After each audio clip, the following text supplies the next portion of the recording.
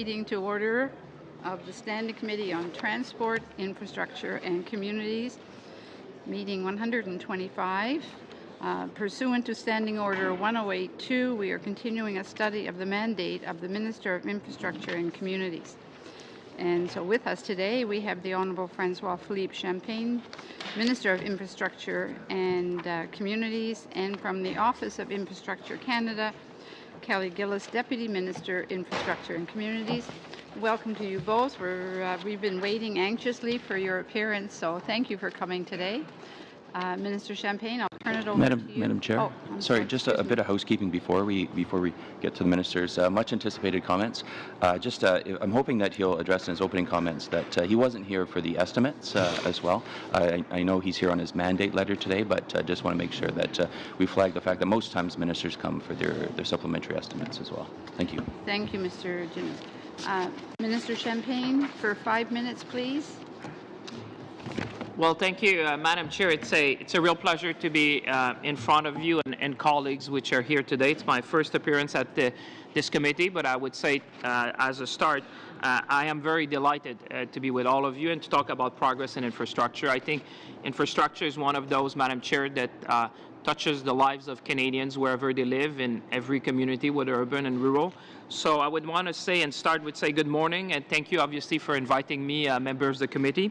I'm joined by Kelly Gillis, my very able Deputy Minister who has been very, very active on the file to deliver for Canadians. I'd like to start by acknowledging the outstanding work as well of my predecessor, Minister Sohi. Minister Sohi was responsible for his file.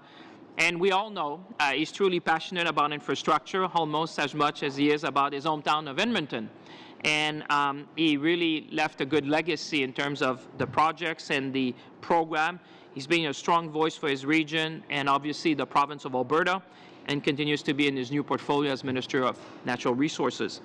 J'aimerais aussi remercier ma sous-ministre et l'ensemble. I'd also like to thank my Deputy Minister and the whole Department of Infrastructure Canada for their hard work and dedication over the past 3 years. Thanks to their efforts, Madam Chair, we have made tremendous progress to deliver modern infrastructure to Canadians across the country. Minister of Infrastructure and Communities, I was fortunate enough to see firsthand our investments in infrastructure across the country. I recently attended the groundbreaking for the Portlands Flood Protection Project in Toronto, which will help transform the Portlands into beautiful new communities that will be surrounded by parks and green spaces. It will also add, Madam Chair, affordable housing in the region of Toronto. I also visited the Inuvik Wind Generation Project in the Northwest Territories, which will provide an efficient, reliable, and clean source of energy for Inuvik residents. And I must say, Madam Chair, I was pretty pleased that this was the first project under the Arctic Energy Fund, which is helping to move communities in the north from diesel to renewable energy. J'ai aussi visité un garage souterrain à Montréal. I also visited an underground garage in Montreal that will increase the city's fleet of Metrocars, improve the frequency of service, and obviously support the anticipated growth in ridership in Montreal. That we had so far. Our plan of investing $180 billion over the next decade in infrastructure across the country is, Madam Chair, I would say truly historic. I am proud of the progress we have made so far, and I would say the positive impact it has made on people across the country. The plan is being delivered by 14 federal departments and agencies. Les 70 nouveaux programmes et initiatives sont All 70 new programs and initiatives are now launched, and more than 32,000 infrastructure projects have already been approved. Nearly all, Madam Chair, are underway. In May, I am pleased to note some of the significant milestones that we have achieved together. The first one, which I'm very proud about, is the Smart Cities Challenge finalists were announced this summer, and the winners will be announced in late spring 2019. La Banque d'Infrastructure du Canada a annoncé. The Canada Infrastructure Bank announced its first investment, which is $1.28 billion in the Réseau Express Metropolitain in Montreal. With this investment, the bank does exactly what it was intended to do, namely free up grant funding so that we can build more infrastructure for Canadians across the country. Advance this important project when we form government, the Gordie Howe International Bridge is now finally underway. And that, Madam Chair, is truly historic for Canada. We know that the Windsor-Detroit corridor is the corridor where about 30% of all merchandise trade is going to Canada and the United States. So this is really, truly building on our current and future prosperity. Infrastructure Canada a aussi signé des ententes bilatérales. Canada has signed bilateral agreements with all of the provinces and territories for the next decade, and we've already approved funding under these new agreements for example, the Green Line in Calgary, les voitures du métro Azur à Montréal, and the water treatment system Azur subway trains from Montreal, district in British Columbia. Lastly, we also launched the Disaster Mitigation and Adaptation Fund. We already received a number of applications for funding and are currently reviewing them. And I also had the pleasure to meet with my provincial and territorial counterparts in September.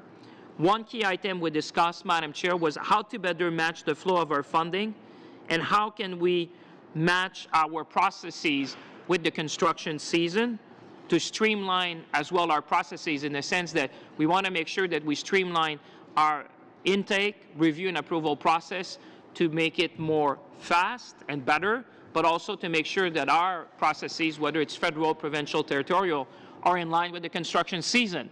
And I've impressed on my colleagues that we need to work diligently on that.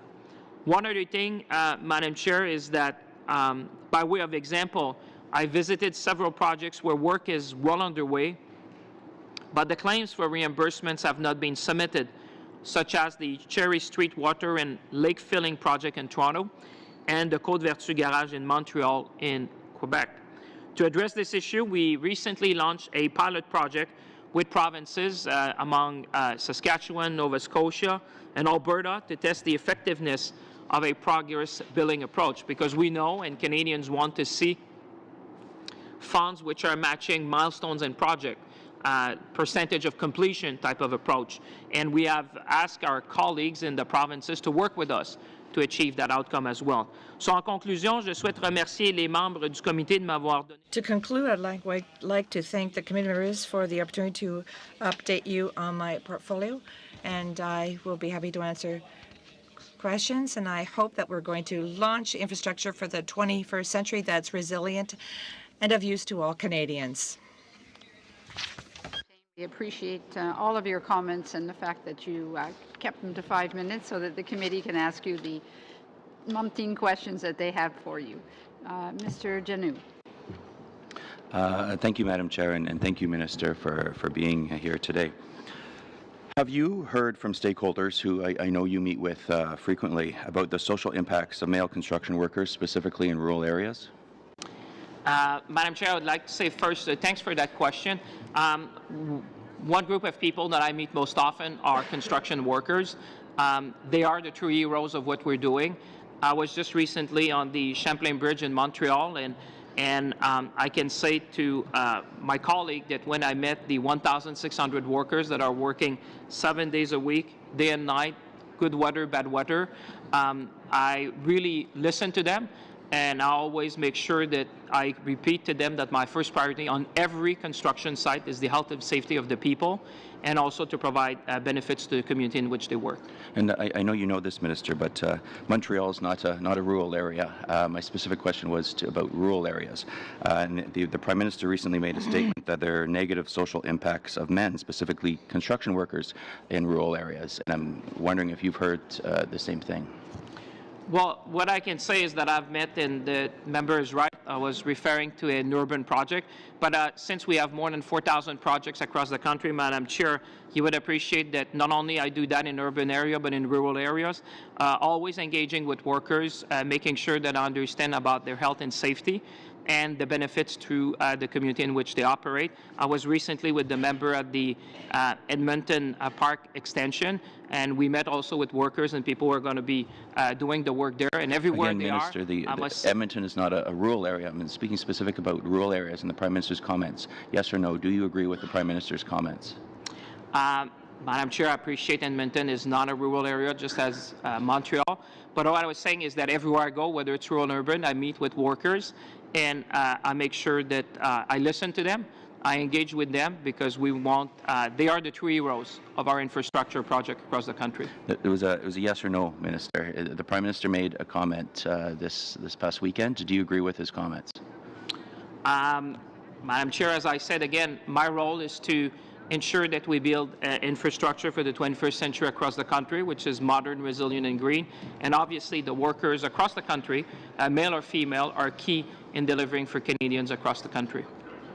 So let's ask this a different way, Minister. Does Mr. Jenner, I think you've beaten that issue up a little bit. Madam Chair, it's my time. I'm allowed to ask whatever question I wish during my time. Well, you cannot be repetitive to the same issue. Madam Chair, I ask you to first of all pause the time, but to quote from which standing order that I'm not allowed to ask a repetitive question. Would you like me to read it? Please. It's under Procedure and Practice, page 1058-9. All right, anytime that it is repetitive or unrelated to the matter before us. So it's the issue of being repetitive. It's the third time you've tried to get the same question. It was the second time, Madam Chair. I wouldn't say that. I'm asking it in a different way this time. So allow me to ask the questions, please. So we only have 6 minutes here to ask the questions. Does applying a gender lens that the Prime Minister refers to affect infrastructure getting built then on time? I would say, Madam Chair, applying a gender lens is key in every program and project that we're delivering. Understanding the impact on different communities and on different people who would be working on our sites is essential, and on the community. So I think it's a great step forward for a country that we take into account the gender lens, but also as part of the historic $180 billion infrastructure plan, we have also, as the member knows, not only applied that lens, but we also put an environmental lens to understand the impact of our project. So the more we understand, Madam Chair, to deliver for communities across Canada, I think we all better as Canadians. So under your opening comments, Minister, you state that in the Canada Infrastructure Bank, you freed up grant funding, and I don't think you necessarily freed up. I'll give you a chance to rephrase that. There's $5 billion you took from the Investing in Canada plan under public transit systems. You took $5 billion from trade and transportation corridors, and you took $5 billion from green infrastructure projects. There's now $15 billion that is sitting in the infrastructure bank, and you mentioned that you built one project in Montreal that was a re-announcement of what the Prime Minister had announced back in June of 2017. So, I don't see how that's freeing up money. That's just moving money around. And secondly, there's the infrastructure bank, which you trumpet to much success in your opening comments. I think has been across the country has been referred to as anything but. I've heard things called a disaster.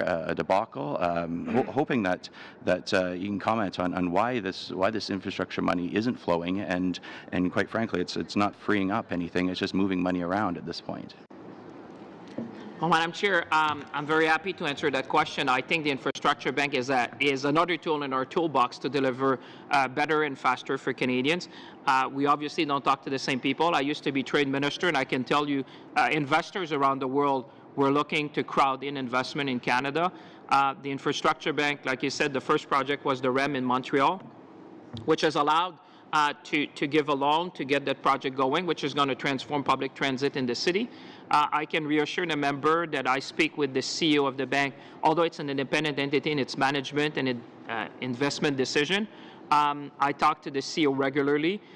They are currently looking at more than a few dozen projects. They have had, I would say, hundreds of conversations across the country with community leaders, with representatives of territorial and provincial governments. For me, Madam Speaker, it's about doing more. It's making sure that we have more money available to deliver across the country. Bank is allowing us, for example, around, Minister. It's all it is. It's the Investing in Canada plan that you've moved money from there to the infrastructure bank. So, is the REM project, was it or was it not a re-announcement from a previous announcement? Well, I would say no, and I would correct my colleague in a sense. The fact that the bank has provided a loan is freeing up investments that would be otherwise taken from the public transit allocation that Quebec had. So for me to have been able to attract investors like the Infrastructure Bank in this project is a great thing, Madam Chair. It's going to allow us to do more. I can tell the member that we're looking at interties, we're looking at other light rail transit system across the country. I think we should celebrate that. Canada was one of the few G7 countries not having an infrastructure bank. Nothing's getting built. And having that is another great tool to deliver for Canadians. Bank, Minister. Minister, on to Mr. Badaway. And thank you, Minister, for being here this morning. Minister, first of all, I do have to express my appreciation for the over $300 million that you've afforded my riding over the past few years in terms of the infrastructure work that's been done. Of course, that alleviates the financial burden on the property taxpayers, but also it enhances diverse business planning within many sectors of our business community. In partnership with the business community, our municipalities are looking at sustainable funding envelopes, those to satisfy community improvement planning, community improvement strategies, but also aligning those investments for better returns on those investments for, once again, enhancing the overall structure of the community, but as well the different sectors that are part of the community. So, Mr. Minister, can you speak on some of the sustainable funding envelopes that are being made available for both communities as well as the business that are within those communities? Well, thank you very much, Madam Chair, for the question and for the colleague. I think what we have done, which is really truly transformational in this country, is providing stability and predictability in the funding for municipalities. The FCM called it a game changer, and I know the member comes from municipal government, so he understands well what it is to be able to plan infrastructure. I keep saying is when we take money and we put in infrastructure, we invest, because by definition that goes more than a fiscal cycle. This is for 10, 15, sometimes even 100 years ahead. So I would say that the $180 billion that we have provided is really a game changer. It's historic in our country. If you look at the stream of investment we have decided, the public transit for me is key, because not only is it affords more mobility so people can spend more time with their families and their friends, and commuting is essential in our communities today. The green infrastructure stream is really in line with our values, and saying I think Canadians understand today that you want 21st century infrastructure which is green, resilient and modern. The social aspect, the social stream, is allowing us to bring Canadians together in community centres that people want to see across Canada. The trade and transportation, Madam Chair, is very much linked with our 1.5 billion consumers access that we have now to our various trade agreements. So making sure our goods go to market is essential. And finally, the rural and northern community stream is allowing us to take into account the particular needs of communities across Canada. So I would say to my colleague, indeed, I think what we're doing, and especially with the bilateral agreement, the integrated bilateral agreement, provides funding over 10 years to communities. They understand where we want to invest, but what we have done, Madam Chair, is to fix the framework, but we let communities decide what's best for them in terms of the specific projects. With respect to meeting I call it the triple bottom line, economy, social, environment, and working with municipalities, do you find that the investments that you're making are more from a whole of government approach, not just siloed different ministries, but a whole of government approach, and those investments aligning with strategies, say, coming out of transport, coming from environment, coming from family and children's services and things of that nature? Yeah, I mean, Madam Chair, it's key. I mean, we have put a framework together, like I said, with some objective, like increasing mobility within communities across Canada, reducing our greenhouse gas emission. But the way to do it, you know, phase 2 of our program was really, if phase 1 was really an asset-based type of program, the second one is really based on outcome. So with the streams we have developed, I think it leaves all the flexibility for the communities to do what's best for them. We're not here pretending that we know, like I was in Saanich recently, or Inuvik, or Norman Wells, what should be best for their community. However, what we have done is the framework to allow them to see, meeting the objectives that we have set nationally, what is best in their community to deliver for their people. And I would say all these projects, Madam Chair, that's why I think this committee is essential. It's about delivering for people. My mission is improving the lives of Canadians from coast to coast to coast. And these projects, I can tell you, whether I was in Inuvik, where we're going to have the first wind project in the Arctic, which is going to remove about 3 million liters of diesel a year of use and thousands of greenhouse gas emission. This is truly what we want to do.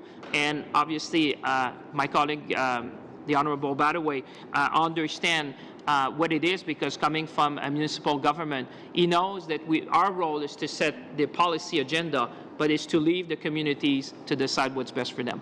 And with respect to pollution-related costs, right now municipalities are being defaulted upon with respect to those costs.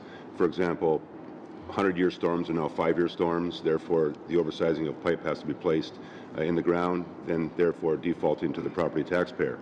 How is your ministry working with the environmental ministry to once again alleviate the property taxpayers from a great deal of those costs? Well, Madam Chair, I'm very happy to have that question. It's right to the point. That's why we put the Disaster Mitigation and Adaptation Fund. I've always said it's better for us to invest in adapting communities to climate change events, which are being more frequent and more severe, so that we have put $2 billion aside to really deal with these issues. I always said either we invest in adaptation, otherwise we'll have to invest in recovery. So better prevent that to remove, I would say, the chance that these disasters would affect communities and people. We know how disastrous that could be, and I look at other members who had flooding, for example, in my own region. We know the social toll of that is tremendous. So investing in infrastructure that would withstand storm event, for example, is the right way to do, not only to make our country more resilient, but also to prevent the harm and the stress that goes for communities who have to live through these things from season to seasons. Thank you, Minister. Thank you very much, Monsieur Robin. Madame la Présidente, et merci, Monsieur le Ministre. Thank you, Madam Chair, and thank you, Minister, for coming here this morning. I'm one of the rare opposition MPs who has such a privileged contact with you since we come from the same region. My first question is more or less a comment, and tell me if I'm mistaken, but it seems to me, I've heard you say many times in the region that you support the Via Rail high-frequency train, and given the efforts made to fight climate change that you alluded to earlier, do you consider, in your vision, the high-speed train as being a green project? First of all, I'd like to thank my colleague, MP Aubin, and we, in fact, do share some of the same territory in Quebec. The high-speed train is a priority for me. Since I was elected, this has been important for regions such as ours. It's essential for economic development and for tourism and labor mobility. I think that we have explained everywhere we've gone how this will be promising for the region and for Quebec. We talk about a lack of manpower in Quebec, but with a high-speed train between Trois-Rivières, Quebec City, and Montreal, we could send people out to different centers. So I feel that the high-speed trains is part of smart technology for the 21st century. If we look at various cities throughout the world, this is the type of the project that we want to support. That's why Via Rail, in its last plan, is investing massively in this system. I don't have much time, Minister Champagne. I hope that we'll hear more about this. We've talked about a consensus here, unanimous consensus, actually. I'd like to ask you another question, because when we look at the money earmarked for the REM project in Montreal and the time it takes between the announcement of the government desire to go ahead with such a project, we have a funny feeling that big urban centers are being treated differently. Am I right? I'm a Quebec minister and I come from the region, so I want to ensure that the rural areas in Quebec have a strong voice. I can tell my colleague that's why in the last budget we put a lot of money in to undertake studies for a high-frequency train between the various cities in Quebec. We need to do impact studies. We need to do this project in order to have such a train, but I think that we're headed in the right direction. We invested in the rolling stock. That's a step in the right direction. We have put money aside in the budget to undertake such a study. We have to understand, Madam Chair, that these are complicated projects in terms of engineering and capacity, but I think that that the Minister of Transport, you heard him talk in the House of Commons, and you've heard him talk in Trois-Rivières about going ahead with his project. So we have to do everything we need to do to get all the information so we make the proper decision. Earlier in a previous question, you talked about the infrastructure bank. You said that we would be able to do more and more quickly with this bank. That principle is laudable, but I don't think the results are all that great because things aren't happening very quickly and not many projects have been funded. This high-speed train, I am in favor of this, but do you think that this bank is going to result in progress? Do you think that this train project could be funded by the infrastructure public or by the general public? First of all, creating a new bank or an agency such as the Canada Infrastructure Bank does take some time. I saw how this worked with my previous portfolio, but now we have a CEO at the head of this bank who is going to ensure that this agency is well managed. I've discussed the matter with him to great length. He has discussed the matter across the country. This is a type of project that the infrastructure could take a look at. And as far as I'm concerned, as a member was saying, I want to do more and more quickly. I do understand my colleagues' concerns, but I want things to get done quickly. But we have to bear in mind that these projects are complex in nature. And for reasons of confidentiality, the negotiations are underway, but I can't really go into the details. But I can tell you that we're doing follow-up, and the bank is looking at many projects throughout the country. And yet the bank asked for $6 million to cover operating costs. I don't think that looks like it's going all that quickly. And we have to remember that we're dealing with this dichotomy where there's these projects that are funded by the bank are not in reach for small regions like ours. Minister, don't you see quite a difference between the time that the bank was created and the 3 years down the line and the results? First of all, certain costs are one-off costs. That we need capital spending, for example. We needed money to implement or establish the infrastructure bank at the outset. The bank recently hired someone responsible for investments. So over the next few months and years, we're going to see an acceleration in the type of project that the bank can invest in. But MP Aubin, I'm sure that the bank will serve both the urban and rural areas. For example, some renewable energy in northern communities. That's something that could be looked at by the bank. Thank you. Thank you, Madam Chair. I wanted to pull back a little bit, I think for the benefit of the people who might be either listening or I think watching. This is televised, is it not? Yes. And talk about kind of the big picture on infrastructure.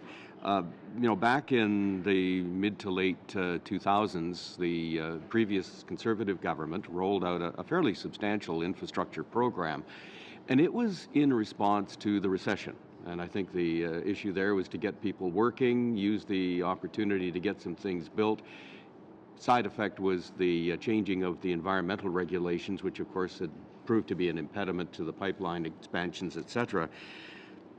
Then when we came along, we had this $180 billion infrastructure program, at a time when we were coming out of the recession. And in fact, we're not in anywhere close to that now. And that took a lot of people by surprise, but it seems to me that there's some really fundamental differences of approach and kind of the results that we're looking for in the program we have today versus the one that Mr. Harper's government had back 10 years ago. Well, Madam Chair, totally I agree with my colleague on that. I think what we took, we faced an era where there was a decade of underinvestment in infrastructure, and anyone who's in that field would understand that then you need to invest exponentially. That's why we put together an historic plan of more than 180 billion to address issues that Canadians who are watching us would understand. When we're talking, for example, about public transit, I think that people who live in urban areas in our country would understand it was about time that we make these historic investments to allow people a greater fluidity. And let me just say, as a big picture, Madam Chair, I always say to my colleague, infrastructure is key in our country because modern, resilient, green infrastructure help us to attract investment and talent. For me, when we invest in infrastructure, we invest in not only our current prosperity, but future prosperity. When you look at our plan, and then we said, what is one of the biggest challenges that we have to tackle as human beings is climate change. So we said, when we're going to build infrastructure and people who are watching us understand that today you cannot do things like you were doing in 1980. You need to build in a way that will be resilient but also green. Canadians expect us when we are investing, and I can give you the example of Saanich, for example, where I was in BC recently at the Commonwealth Pool. They decided to change from fossil fuel to biomass.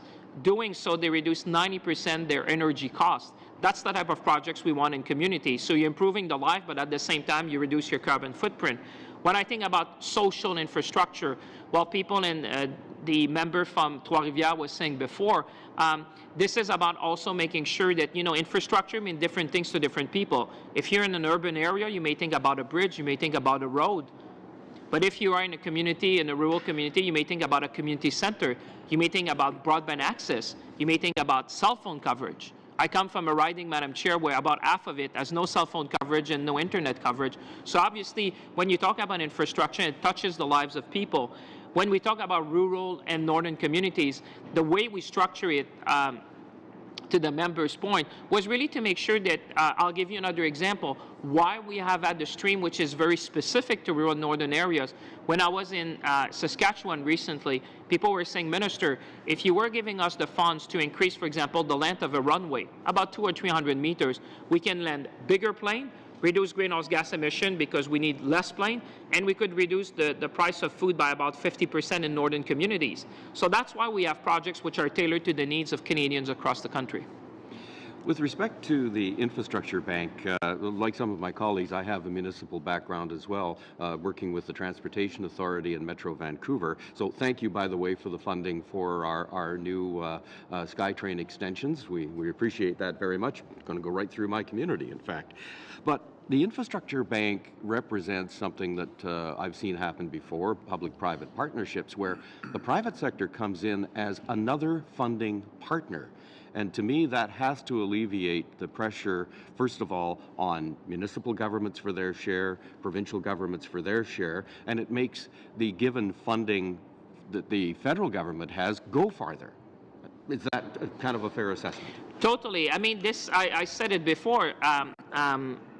The Infrastructure Bank of Canada is there to do more for Canadians, because what it allows, Madam Chair, and I can tell you, I'm the former Trade Minister of Canada, I can tell you that people in the world want to invest in Canada. Why? Stability, predictability, rule of law, a very inclusive society which cherishes diversity. So people want to invest in Canada to help us build the infrastructure that Canadians need. So exactly as my colleague said, that's why we created the Infrastructure Bank, just like they have in Australia, for example, where they have created a vehicle to make sure that we would have a pipeline of projects where we can crowd in investment. So by crowding in investment, we can free capital to invest in the type of assets that governments need to invest in, because we know that the private sectors will not invest in. So it frees up capital to do more. The REM is a good example where you better take a loan from the infrastructure bank to do that project, free up capital for us to invest in other projects, for example, in this case, in the province of Quebec under the allocation, where we know and we don't want the private sector to invest in. So this is really, truly another tool in our toolbox. I'm not suggesting in front of members that this is going to solve every problem, but what I'm saying to Canadians is that it's great to have another tool in our toolbox. We're in 2018. Modern countries are looking at different ways to provide infrastructure. We know that in OECD countries, there's a huge deficit in infrastructure, and every time we invest in infrastructure, Madam Chair, we're giving us the means of our dreams. We can attract better investment, we can attract talent. We know that the world we're all facing labor shortage across Canada, and we know that people move in places where you have modern infrastructure, where you have quality of water, where you can have mobility, where you can have community centers, where you can have green buildings. Thank you very much, Mr. Champagne. On to Mr. Iacono. Merci, Madame. Thank you, Madam Chair. And I'd like to thank the Minister for coming here this morning. Minister, you gave a communique to the media back September with respect to the Champlain Bridge, and I'd like to thank you for this goodwill for Canadians. Could you talk about when this work will be completed on the Champlain Bridge? We know that some of the work cannot be done until the weather improves. So there is work that remains to be done. Could you give us an update? Madam Chair, I'd like to thank my colleague, Member Iacono, for his question recently in October. I was, in fact, in Montreal to inform Montrealers and Quebecers about the Champlain Bridge. At that time, I explained that the bridge structure will be completed by December, but it will not be open to vehicles until June 2019. The reason being that some work making the waterproofing and doing the asphalting, we can't do that during the winter. So in order to ensure that everything is completely waterproof, we have to have 3 days at a certain temperature. And I've always told Montrealers that my first priority, it's the safety of the workers. We have 1,600 workers who work day and night, 24 hours a day, good time, bad time on the bridge. My second priority is the sustainability of the bridge, because we're looking at a bridge for the next 125 years. So we want to ensure that the bridge is done properly. And of course, the construction site itself is important. If there are any delays, there will be consequences. That's why we had a contract that was built to consider phases. And as I'm going to continue informing Montrealers about what's going on, because this is a significant piece of infrastructure. Madam Chair, we're talking about 60 million people use this corridor per year. I think that there are $20 billion worth of trade that comes from the United States, so it's an absolutely essential corridor. But as I've always done, transparency and openness with people are important, and I think Montrealers have understood the situation. Thank you, Minister. I represent a Laval riding, and I'm aware that the realities there are not the same as those with rural communities, particularly when it comes to infrastructure. And that's why it's essential that we understand the infrastructure needs of these communities. Can you tell us about the efforts made to support infrastructure projects in small communities and in rural communities? I'd like to thank MP Iacono for his question. This ties in with a question posed by my colleague from Trois-Rivières. In our bilateral agreements that we reached with the various provinces for rural and northern communities, we have a special agreement. We have carved out a special program for them because we're aware of the fact that they have specific needs. We also know that stepping away from these PPP projects where it's one-third, one-third, one-third, I'll give you an example, Madam Chair. If you have a project that qualifies under the Rural Communities Fund and you have a population of under 5,000, the federal government could fund up to 60% of the infrastructure. The province, in that case, will pay 33%, and the remainder will be paid by the community. I think that it makes it possible to do projects that we could not normally do given the tax base. We have program in Alberta that deals with small communities. We've put $2 billion for small communities, and it's for this reason. Thank you, Minister. I'd like to refer to your opening statement. You talk about the fact that recently there was a pilot project with the provinces launched to test the effectiveness of a phase program. What's the impact and what's the expectations? And this pertains to billing. Yes, during the last, I raised 3 issues at the last provincial, territorial, federal meeting. I want to ensure that no process at the federal, provincial, territorial level, well, I understand they have to adjust to the construction season. So the construction season won't change. It's the same every year. So it's up to us to adjust our process to ensure that the workers can benefit from projects during each construction season. Secondly, I tried to look at how we could establish a process to make it easier to do project review and project approval. So the federal government is going to work with the provinces and territories to review projects that are quicker to do, easier to do, and as an MP mentioned, we need to have a billing process or invoice project that takes into account the various phases. Sometimes the invoice is not submitted until the project is completely finished. When we look at the impasse of the project, and I'll give you an example, I traveled to Côte-Voiture with the Prime Minister. That's a significant underground project in Montreal for metro cars. There are about 300 workers at the site. In terms of we've completed about 75% of the project, and this project has been on for weeks now. If you look at the economic impact on workers and the community, it's visible. But if you look at the books, you'll see that we've not received $1 for this bill because we have not received the invoice. So what we're trying to do with the provinces is to create milestones, and we can be invoiced as a project meets certain milestones. Mr. Godin. Thank you, Madam Chair. I'd like to say hello to my colleague, Minister of Infrastructure, who lives close to my riding. So I would like to say that there is some unanimity with respect to the Quebec-Windsor project to get a high-speed train there. And Mr.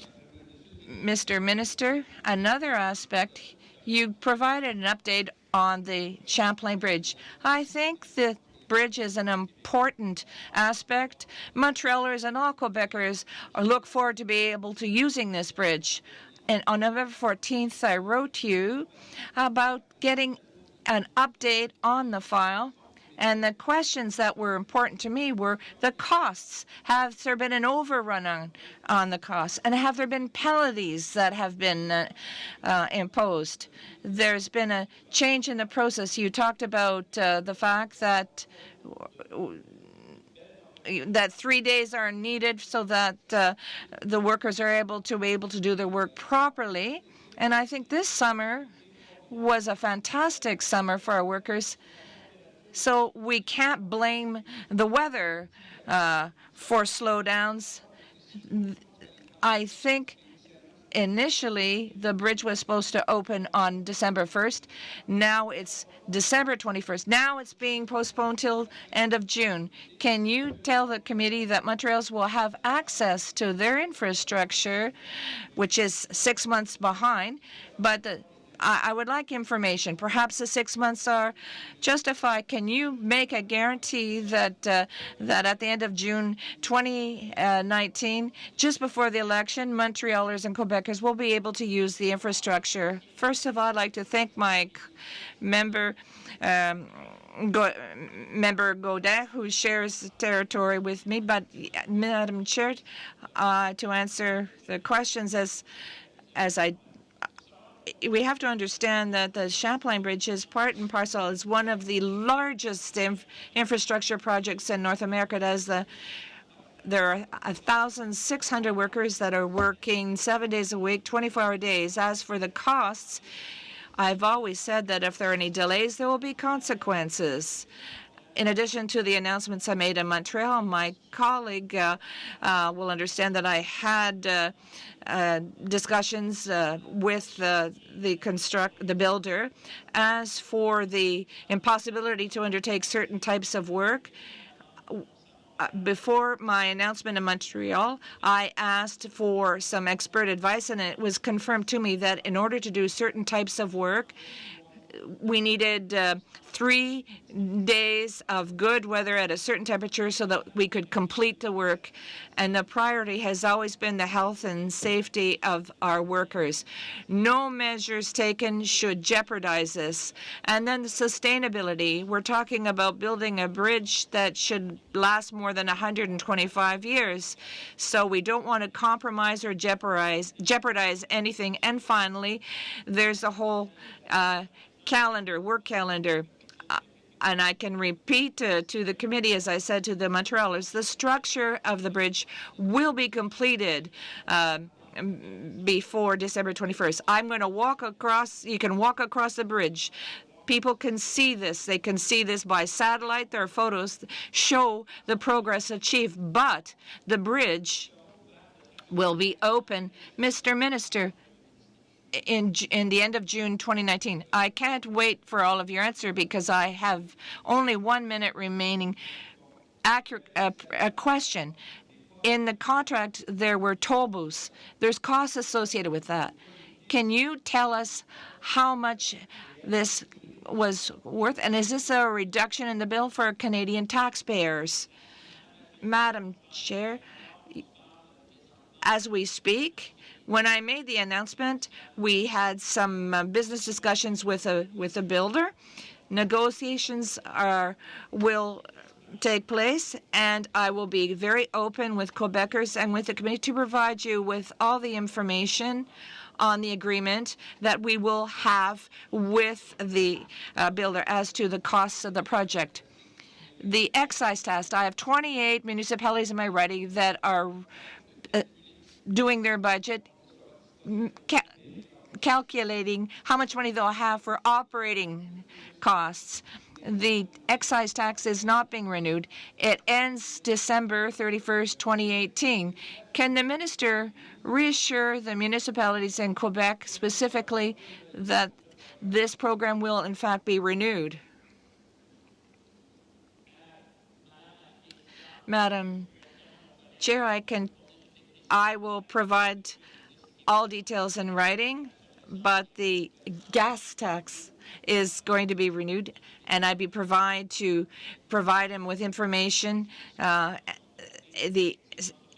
We know that the gas tax is an important economic lever for municipalities, and I would be pleased, therefore, to come back or provide in writing the details that will be provided to the municipalities. Will it be renewed? Will the municipalities be able to count on this money? The municipalities can rely on the fact that there will be an ongoing gas tax program. I'd be pleased to send a letter to committee members to provide a breakdown of all of the costs. We will do this with your permission, Madam Chair. I will send the member a letter with respect to the amounts that each municipality will be receiving. Thank you, Madam Chair. So that all members have an opportunity to review the same information.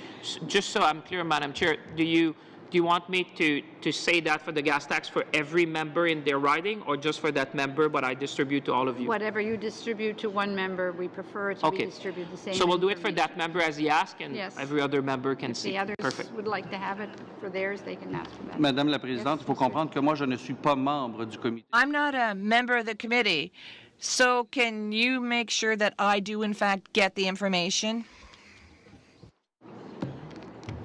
Thank you, Madam Chair. Welcome, Minister. I'm going to be sharing my time with my colleague, Mr. Sakan. So, Mr. Minister, I want to ask specifically about municipal issues. I come from a municipal background, from a very small town, as a mayor and been involved provincially as president of the Municipal Association and sitting on the FCM board, the federal board. Specifically, I'd like for you to inform the committee about what are some of the things that you're focused on or doing for trying to assist small towns in rural Canada with their infrastructure needs, specifically things like water, wastewater, and other issues and challenges that they deal with every day. Well, I'd like to thank the member, and I realize we have a lot of colleagues from the municipal background, so it's good because, Madam Chair, one of the things we have done is to work with FCM very closely in understanding the needs of municipalities. As Member Rogers know, I come from a riding which have 34 small municipalities as well, so really understand the needs. And that's why I was saying infrastructure means different things to different people. If you're in an urban area, like the question before, we were talking about Montreal, the Champlain Bridge, or I can talk about things happening in BC or in Alberta, in Calgary, Edmonton. But obviously, when you're talking, for example, in Newfoundland and Labrador, in smaller communities, that's why we tailored part of our program. So the $33 billion and the agreement, the integrated bilateral agreements, have a component which deal with rural and northern communities. The reason for that, Madam Chair, was that we understood that for smaller communities, you needed more flexibility. That in smaller communities, sometime what would be needed, for example, could be an internet connection to change the lives of people. And I am very happy to be engaging. I was just, for example, in a province next to yours in New Brunswick, and I met, for example, I think more so 30 small municipality mayors. And I did that. I did the same thing in Alberta last time that I was there. I think it's the Association of Small Community Mayors across. I like to do that because, first of all, Madam Chair, it's about providing information. Secondly, is about engaging with them about their needs.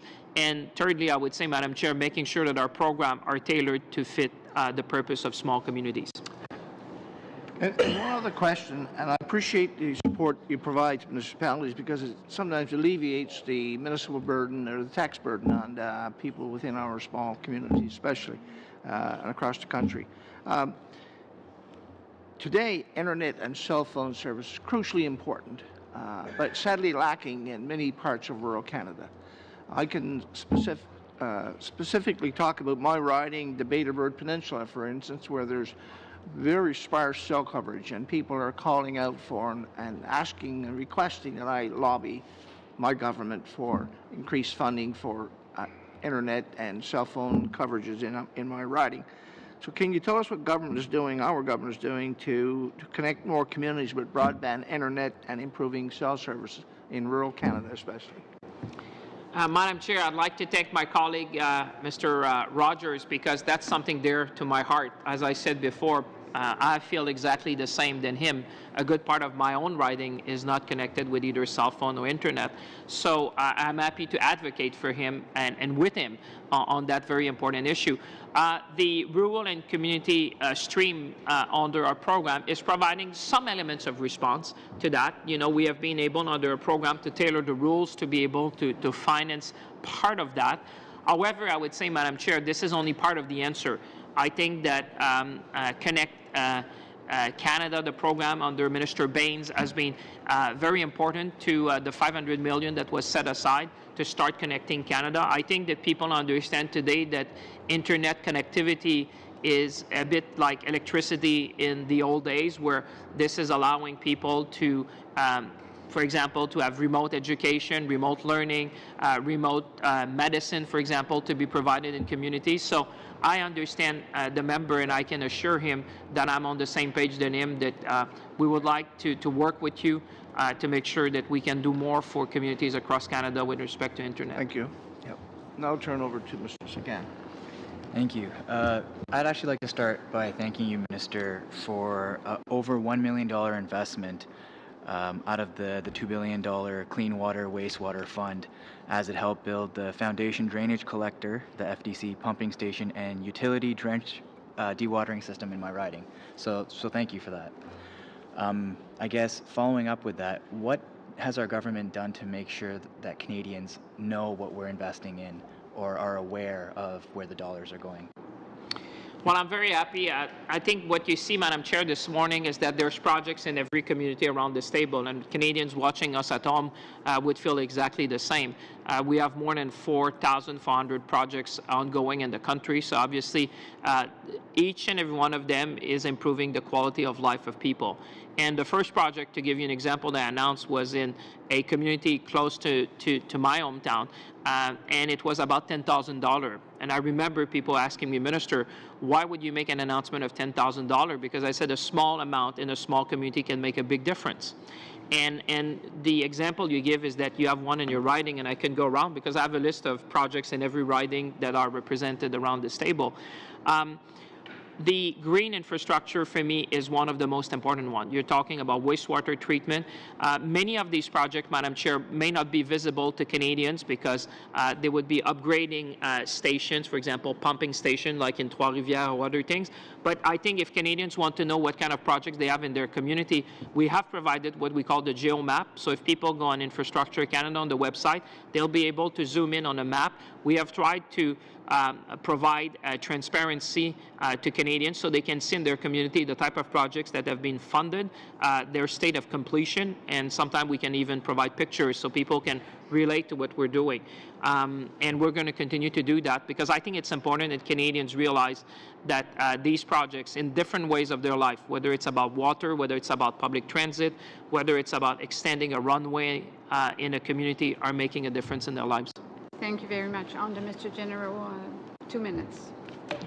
Thank you, Madam Chair. And I'd just like to remind colleagues on the other side of the table that this is taxpayer money. That everyone's thanking you, Minister, even though you're here in front of us. This is still taxpayer money at the end of the day, and it's not your personal account that you're paying for these projects out of.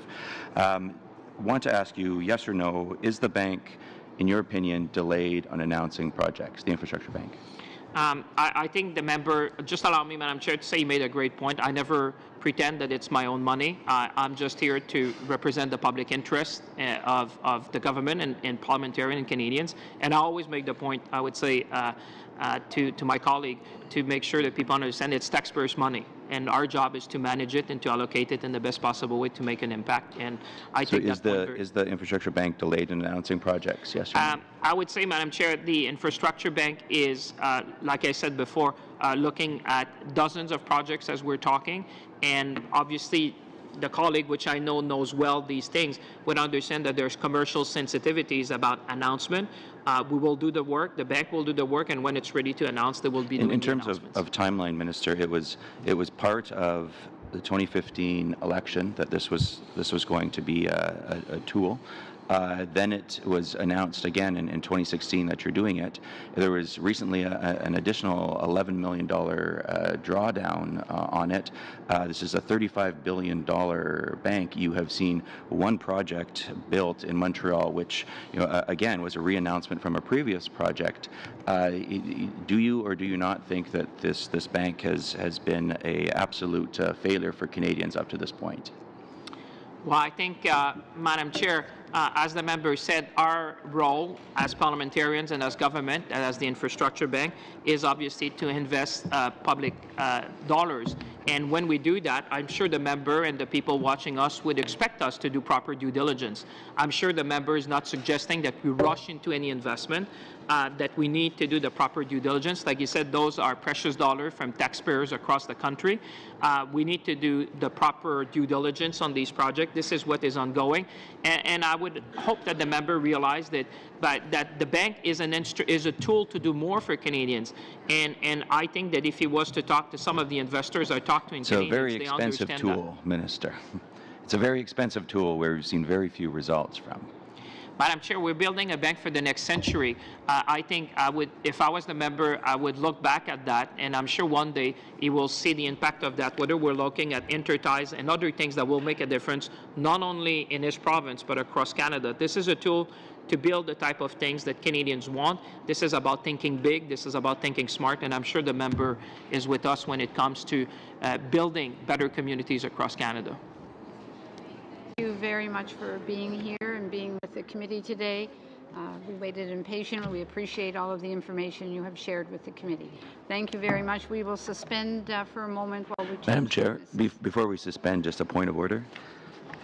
Point of order on the quote that you quoted me from in terms of saying that asking repetitive questions.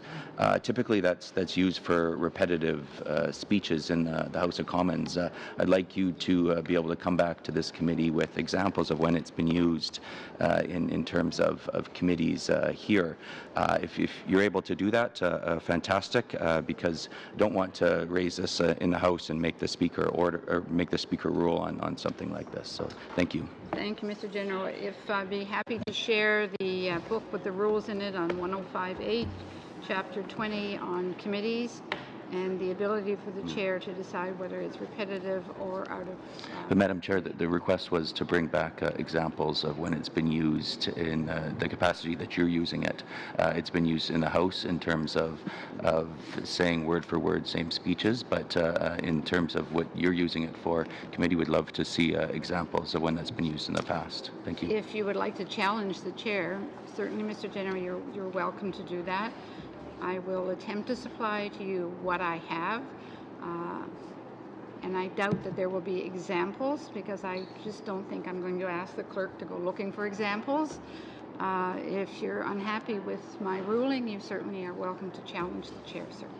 Madam Chair, I don't want to be repetitive, but I'd just like to thank the members for their questions and their passion in delivering 21st century infrastructure for Canadians. I think it's the best way to attract talent and investment in our country, and we will continue, and I'll be happy to come back and answer any questions from the member. Merci tout le monde de m'avoir accueilli ici ce matin, et merci Madame la Présidente. Thank you for welcoming here this morning, and thank you, Madam Chair and members.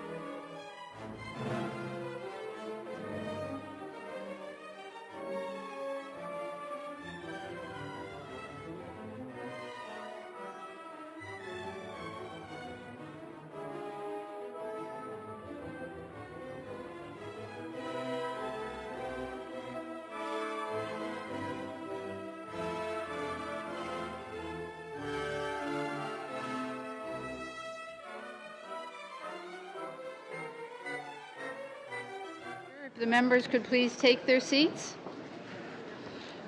So with us now, we will have a half an hour to review the study we're doing on assessing the impact of airport noise in the vicinity of major Canadian airports. And with us we have Nick Bode, the principal consultant for Helios. Mr. Bode, you have 5 minutes, please, to address, maybe 6 since you're the only witness, but we look forward to your testimony. Thank you. Okay, good morning, Madam Chair, members of the committee. Thank you for inviting Helios to appear before you today. Helios is a UK aviation consultancy working for clients around the world and across the whole of the aviation industry. I lead the airport consultancy business within Helios and have 26 years aviation experience. Helios is currently contracted to provide independent technical analysis and support to the GTAA as they move forward in the delivery of their latest 5-year noise management action plan. Over the past 2.5 years, Helios has completed 1 study for NAV Canada, 2 for the GTAA, and 1 for Airport de Montreal. I have submitted 4 reference documents ahead of today, of which the first 2 were written by Helios, and I'll come on to explain each of those documents. The first is the Independent Toronto Airspace Noise Review, prepared for NAV Canada, which provides noise mitigation recommendations and conclusions focused on the Toronto airspace, as well as a lot of informative background information. The second document is the Best Practices in Noise Management, which was prepared for the GTAA and provides an excellent overview of 11 different noise management practices across 26 international airports that are comparative to Toronto Pearson. The third document is an analysis paper prepared by the Airports Council International and published earlier this week, addressing the future of aviation noise. This was prepared in response to the recent release by the World Health Organization of their latest environmental noise guidelines. The final document I have submitted is a paper for from the International Journal of Environmental and Public Health. The paper concludes that the data used by the World Health Organization and the analysis conducted in establishing the relationship between aviation noise and annoyance has, in the author's words, had a huge impact on the final recommendations. The author goes on to conclude that the recommended noise level to avoid adverse health impacts from aviation noise should be 8 decibels higher than those proposed by the World Health Organization. An 8 decibel increase is substantial. It is generally accepted that the human ear perceives 100% increase in volume for every 10 decibel increase. Aviation noise management is a complex, multifaceted topic, and I'm going to have a chance to only make a microscopic dent on it today. Helios finds that the same aviation noise complaints and challenges everywhere we go. The solutions, however, differ because the urban, social, geographic, political, regulatory, and operational environments are never the same. I must apologise for I'm about to make a generalisation. It is the aircraft that makes the noise, yet time and again the party not present at public meetings and generally the last to the table are the airlines. Meaningful progress is only possible if all stakeholders are present at the table on a voluntary basis, work collaboratively, are prepared to give and take, make tough decisions, and are committed to the objectives of delivering noise reduction and mitigation. Moving noise from community A to community B on a long-term or permanent basis for no other reason than to pacify community A is not a solution. It is only likely to inflate the problem exponentially. The short-term relocation of noise on a predictable and regular basis, often referred to as noise sharing or noise respite, can be a valuable mitigation in some situations. Many airports have worked for decades and invested millions of dollars to reduce or mitigate noise, yet they still have a large number of residents who are not satisfied. This does not mean we should not continue to try, as major improvements have been made and there is more that can be achieved in the weeks, months and years ahead. One of the common questions raised by this committee is about what national standards there are to protect people from aviation noise. As far as I'm aware, there are two in Canada. The first is set by Transport Canada and requires airports to prepare a noise exposure forecast, which is used to inform urban zonal strategies. The acoustician, Dr. Colin Novak, spoke about some of the challenges with using the NEF metric. I suspect, based on trends elsewhere in the world, that public tolerance of aviation noise has reduced since the NEF 25 and NEF 30 levels were set by Transport Canada, and I offer that the majority of noise complaints come from people outside of the geographic areas enclosed by these NEF contours. The second standard is the aircraft noise certification requirements specified by ICAO, which have become more stringent with each generation of aircraft, meaning aircraft have become quieter. Aircraft remain in active service for 30+ years, so it can take a long time for noisier aircraft to be retired. I'd like to provide an element of perspective to what flights are in the night at Toronto Pearson. Analysis being undertaken by Helios for the GTAA shows that over 80% of night flights are passenger services, with the remaining being cargo, 10 to 15%, or general stroke business aviation. Night flights account for 3% of all flights at Toronto Pearson. Airports and community groups argue whether the number of noise complaints recorded is an accurate indication of the scale of the problem. I counsel that you look at complaints as only one piece of the wider evaluation as to the scale of aviation noise as a problem. There are many factors that mean that you cannot directly compare the number of complaints between airports. Identifying the percentage of new complaints each year can be an informative metric, but again, it should never be considered in isolation. To interrupt, it's just that committee members have many questions. I have 4 lines. Oh, please continue. Helios would happily provide further support to this committee, but I hope you understand that the reality is that we are a commercial organisation and must limit our non-fee earning work. Up to this point, we have invested our time on a voluntary basis, and hopefully our input will be valuable. Thank you, and I look forward to your questions. Thank you very much. On to Mr. Liepert for 4 minutes. Thank you, sir, for your work. One of the things that I think the committee has had trouble determining, and I know I have, and that is who owns this issue.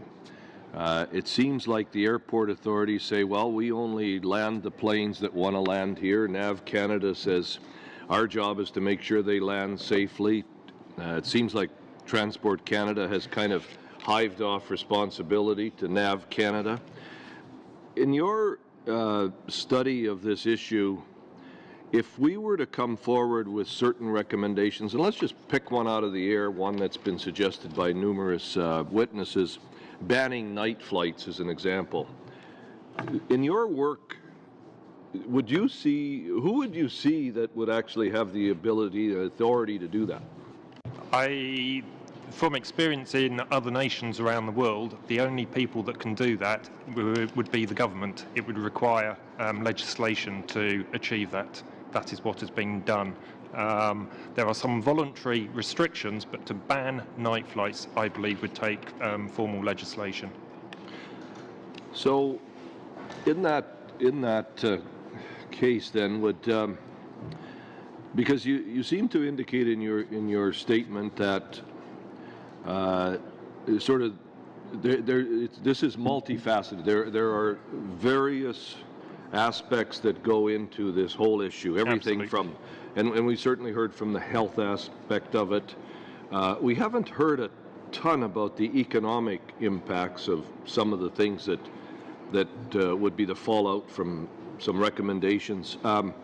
Talk a little bit about the complexity of taking one action that might have unintended consequences for a whole bunch of other things. I think it comes back to the fact that one solution doesn't fit all airports. Frankfurt, which I know has been spoken of here before, Yes. has a period of the night when flights aren't allowed. Zurich has a period where they're not allowed, yet other airports in Germany and Switzerland do have night flights. It can cause a relocation of services from the airport with the ban to other airports, which is moving noise from one location to another. The airlines, if there is a commercial business there, will find a means to achieve it.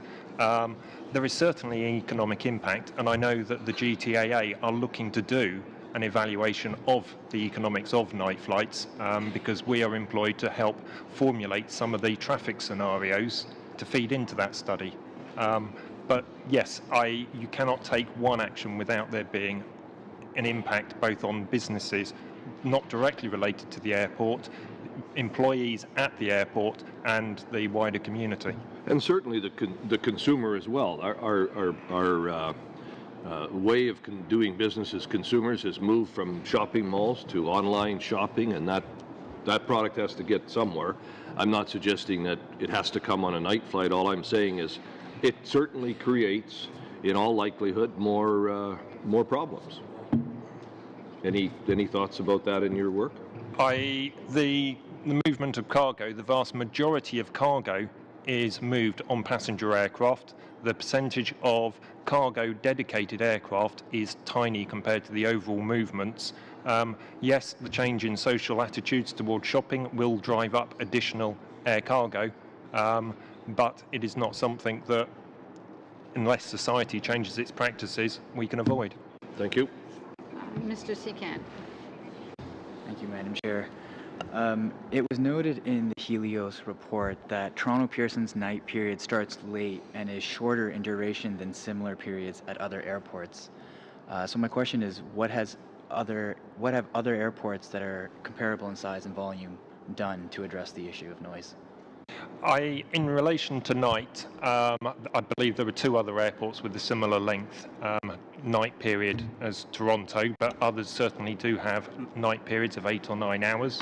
Some of them have implemented a quota system where the noisier the aircraft, the higher the penalty against a total point system is implemented. Others have a total limit similar to Pearson as to the number of night flights that they can handle each year. Others have put in additional charges, possibly 2-3 times the daily charge to operate at night. And others have, as Pearson has, a restriction on certain types of aircraft that can operate in the night period. Thank you. My second question is, in the Helios Independent Toronto Airspace Noise Review report, it was recommended that NAV Canada should formally write to Transport Canada, requesting them to consider the establishment of a sunset date of December 31st, 2020 for the operation of the Airbus A320 series. But the Greater Toronto Authority has proposed incentives for the noise reduction modification to occur electively. So what are your thoughts on the effectiveness of an elective incentive program? They have been shown to work at other airports around the world. Lufthansa in Germany voluntarily modified their aircraft and were one of the first airlines to do so. Gatwick have introduced a financial penalty if airlines operate unmodified aircraft. It has to again be finding the right solution for Canada, and I still stand by the recommendation that there should be action to persuade carriers to modify the A320. It is a simple refix or modification to the aircraft that can make a significant impact to noise. Okay, thank you. And this is a question I've been asking because I represent a riding that's pretty much adjacent to Pearson Airport. Based on your exhaustive studies, particularly in and around Toronto Pearson, what are your thoughts on the establishment of a new airport within perhaps Kitchener or north of the escarpment, anywhere in and around the GTA? I see, be it an establishment of a new airport or traffic distribution being directed to other airports, it is moving noise, and communities tend to grow up close to airports because they are an economic driver, and people will want to be close to there because that is where the jobs are. So time and again, building new airports may seem like the solution, but in the long term, you tend to end up with communities and development moving closer to the airport. So it takes very careful planning to make that a successful solution. Okay, thank you very much. Mr. Alban. Merci, Madame la Présidente. Thank you, Madam Chair, and thank you for coming. Before I ask a question, I'd like to make a comment, Madam Chair. In the opening statement, the witness talked about 4 documents that were tabled. I understand that these documents are being currently translated, and the documents are not available in French as we speak. So when we plan for a witness to attend, could we take steps to ensure that the witnesses, on the day that they appear, that everybody gets the documents? Because it changes the way I prepare for a committee. It changes the type of question that I can ask. Perhaps I would be able to find, perhaps my question would have been answered by just reading these documents beforehand. So can we not take steps to ensure that we get documents in both official languages before we hear the witnesses in the committee? And I'd just like to give that as food for thought, Madam Chair. As for you, Mr. Boot, you already answered one of the questions that I had in your opening statement. You said that it is difficult to apply the same rules and results to every airport, such as you did for Pearson Airport. But there must be some factors that are in common in the airports that you've studied. Is it possible that we could have 2 types of recommendations? That is, recommendations that apply to all airports that have noise problems, and also recommendations for specific airports. Thread through the solutions that are out there. We do not have to reinvent solutions with every airport we go to, but just because a solution is right at one airport, it may not be immediately transferable to another airport.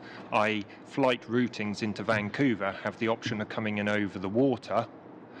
That is not a solution that is available to Toronto Pearson. So yes, you can look at flight routings and try and make use of industrial corridors or rural areas, but it is not immediately transferable.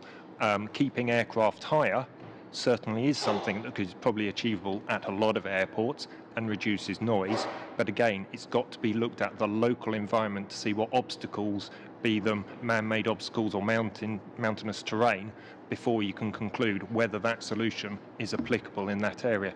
The distribution of residential communities around the airport, again, has an impact on what solution is right. So if you look at the best practices report or the Toronto Independent Airspace Review, when they're translated, and I appreciate one of them is a sizable document to translate, you will find that there is a common thread through there, and you will be able to find elements that could be taken and considered at other airports, but bespoking them is still required. Vous qui avez travaillé. You've worked internationally on these issues. As a committee, should we be looking at 1, 2, or 3 airports that could that stand out as leaders? These airports are at the head of the line. Perhaps they could be applied. The measures taken there could be applied to Canadian airports when it comes to noise reduction. Or a small number that you should look at, hence why when we undertook the best practices piece of work for the GTAA, we looked at 26 international airports, because it is from taking that broad view that you start to get the multiplicity of the flavours of solutions that are out there. Schiphol in Amsterdam has a huge effort to minimise noise on communities and swaps runways so many times a day that it becomes boggling for other airports to consider that, yet they do not have a night ban and they have more night flights than Toronto Pearson. So it really does need a look across a broad number of airports to pick up the different best practices that can then be applied. Mr. Aban, we're just short on time. Oui. Très rapidement, est-ce que la norme... Very quickly, the international standard of 55 decibels, is that reached by some airports? Is a standard that the European Union asks airports to report against. It is not a mandated standard that has to be achieved. So it is a benchmark to measure the population affected by, but it is not something that has to be achieved. Okay. Thank you very much. On to Mr. Maloney. Mr. Bowd, thank you for joining us today. You and I have met on several occasions before. You know, I represent riding the Etobicoke Lakeshore, which is very much affected by air traffic noise and volume at Pearson Airport. So it's an issue close to my constituents' heart. Now, you've been commissioned previously to do a study for both NAVCAN and the GTAAs. And in the course of doing those studies, you reviewed what's referred to as ideas 5 and 6, right? And ideas 5 and 6, very generally from a high level, no pun intended, dealt basically with the direction of traffic on a regular basis. My constituents were concerned about redirecting traffic flow from east-west to north-south. And the conclusion from your studies and the conclusion and the decision reached by the GTAA was they weren't going to increase the north-south air traffic. I've got that right so far, don't I? In general, for the A, we looked at weekends and night flights. Weekends and night flights, correct. And from a very basic level, and I know this because my brother's a pilot with Air Canada, planes, it's safer for planes to land and take off going into the wind, correct? Yes, as a basic rule. As a basic rule, right. And the winds tend to go east-west. So that's a big reason why that happened. Now I want to move on to night flights. There's a formula used at Pearson in terms of how many flights are allowed to come in and out of Pearson, and I believe the formula is based on an annual basis as opposed to a per night basis. Yep. And as a result of that, on any given night, depending on winds and other things, there could be a much higher volume of night flight traffic coming in. Isn't that correct? That's correct. And the night flights are also governed by the rules that apply to runway usage and whatnot. Yeah, there are preferential runway use, right? Yep. Now, you talked about the commercial aspect of night flights and the fact that most of it is arising out of its passengers. Is it realistic, in your view, to ban night flights altogether at Pearson Airport, factoring in the surrounding area and the alternatives available? Anything is possible, but there would be significant economic impact because of it. Right. So you said one size does not fit all. So, for example, if you're talking about European airports, if you ban night flights in one large center, you've probably got another large airport 2 hours away, give or take, that you can divert some of that traffic to. Is that a fair comment? Certainly in Germany, traffic has relocated from Frankfurt to Cologne. Right. And aircraft have been relocated because the aircraft doesn't just do the one flight. So overall, that has had an impact on Frankfurt's business. Right, which takes me to my third point. So your options are limited in Toronto because you don't have other large airports nearby available to you. So you made a comment, you said communities tend to grow up around airports, and that's exactly what's happened around Pearson, because when Pearson was put there, Mississauga and Brampton weren't anywhere near the size they are now, and they've developed those cities close to the airport, which has partially contributed to the problem. I was in Edmonton this summer, and I was impressed by the fact that they had a very positive relationship with the surrounding communities and business community, and it's because they don't have that build-up around the airport. Now, we have the Pearson lands, which was secured many, many years ago, and there's a lot of space around that. Wouldn't it be sensible, or Pickering rather, thank you, wouldn't it be sensible to put an airport there, given the opportunity to develop a situation where you don't have that problem? Building a new airport and moving the whole of the business is a significant undertaking. It has been done by some cities. it is not just the airport you need to consider relocating. There's generally a huge amount of other infrastructure that is required, and the development tends to grow then out towards that airport. But it is not impossible to do. Just one quick follow-up. You don't have to move the whole business. You're creating a second option. So you're not shutting one down and moving it to another place. You're creating an alternative. History has shown that if you leave both airports open, that a lot of the air carriers will not want to relocate because it is a significant cost to them and their business to relocate, and it tends to be that the first airport has the best connections and the greatest value to them. Thank you, Madam Chair. Very much. On to Mr. Iacono. Madame la Présidente. Thank you, Madam Chair. The witnesses we've heard from complained about the lack of accountability and transparency in our airport authorities. The impression is that Canada is ranked amongst the lowest when it comes to noise management. So how do Canadian airports stack up against airports in other countries with respect to noise reduction, and how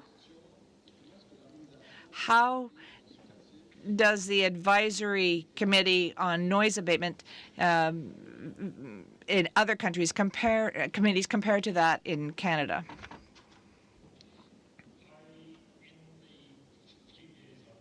In Canada, I would certainly say that Canada has come to the noise mitigation topic later than a lot. Europe and Australia have been looking at this for many more years. The US also are to some extent ahead of Canada on this, but I've only got sort of one real airport to focus on because that's where I've spent most of my effort here, which is Toronto Pearson, and they have made huge steps from where they were when I first came over here. As to how the committees look, again, the best practice report did look at the structure of committees, and there were some recommendations in there, and I know that the GTAA are briefing the public this evening at their sort of quarterly meeting about changes to the structure to try and become closer to the best practice that we've looked at across the 26 airports. So there is learning to be had, and that can be implemented. And then we can get to Mr. General for 2 minutes, and that would be the end, because we have committee business. I'm sorry. Thank you. The time I have is equivalent to about the wake turbulence gap between two planes, so I'll try and be quick.